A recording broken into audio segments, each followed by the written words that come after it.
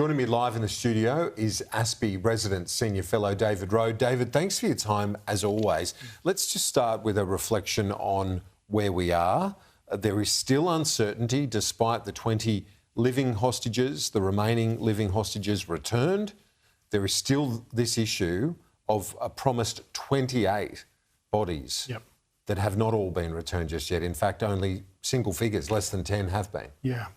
So, I mean, I never want to sound sympathetic to Hamas, but it is not implausible that they can't find all of the bodies, considering a lot of the tunnels, a lot of the buildings have been reduced to rubble. I mean, that said, they're almost certainly playing funny buggers, because it's not like they found out on Monday that the Israelis would want these bodies back. I mean, they've had weeks of negotiations to prepare for this moment where they actually need to start handing these back. But I mean, the overall situation, look, Trump's unorthodox instincts on diplomacy have really worked this time. Credit to him for that. It works particularly in the Middle East because when there is zero goodwill and zero trust on all sides, which there tend to be in the Middle East, you've got to start somewhere. You know, start with one agreement, announce it, then build on the details and iterate on top of it. That's actually how a lot of the previous peace agreements throughout the history of Israel-Palestine have worked. They've tended to be phased and iterative peace agreements. So that makes a lot of sense. Things will go sideways over the course of this. The key is for the US in particular to keep pressure on all sides to stick to the 20-point plan that Trump has outlined.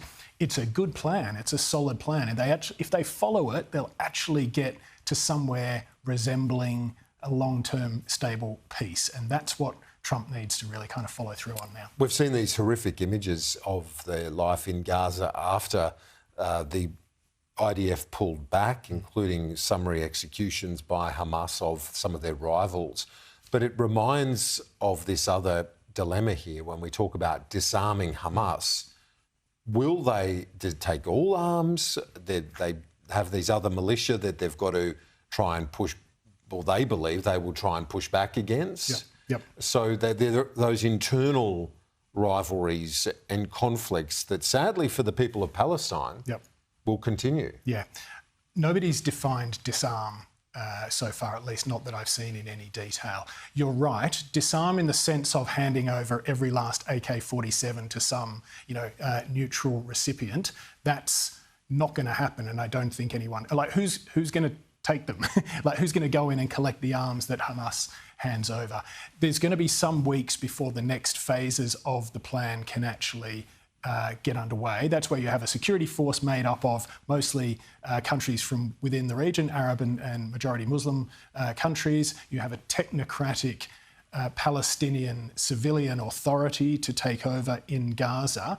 Until that happens, unless you want a complete power vacuum, Hamas are going to hold on to their weapons. I think the definition of disarm needs to be that Hamas does not attack Israeli forces, and it does not provoke conflict from, against anyone else. Because you think to those factionalised tribal communities where they are still tribe-based and clan-based in many respects, that they've always fought as well within the Gaza Strip. So this is going to happen, and this is one example of things going sideways as they are going to do.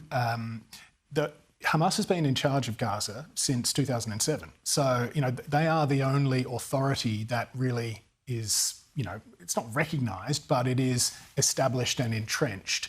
And terrible though it is for the people of Palestine, for the people of Gaza and for the Israelis, I think some acceptance of Hamas presence, at least for the next few weeks, until they can be phased out. But what we need, that's simply a reality, but what we need is pressure on Hamas via other powers in the region to ensure that Hamas, when the time comes, hands over control to Palestinian civilians and regional security forces. The Trump speech to the Israeli parliament was quite something extraordinary, but there was something that, among the many points that he made that really stood out to me, is the fact that he's now shifting already his focus to Russia. And he said to Steve Witkoff and Kushner, his son-in-law, I want you to get that sorted next. Yep. But that in some ways even more problematic. How do you get Putin over the line? Totally. I mean,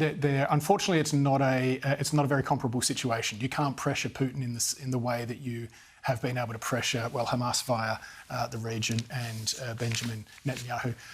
Reportedly, Trump is meeting with Volodymyr Zelensky on Friday. My hope is that he agrees to hand over Tomahawk missiles to Ukraine, and as well as additional air defences that Ukraine needs in order to strike further, or to defend itself and strike further into Russia against energy and military facilities. What we need now is pressure on Putin over the course of the coming weeks before Trump, Putin, Zelensky eventually, hopefully meet. We drag Putin to the negotiating table under a situation of pressure where he is forced to make concessions.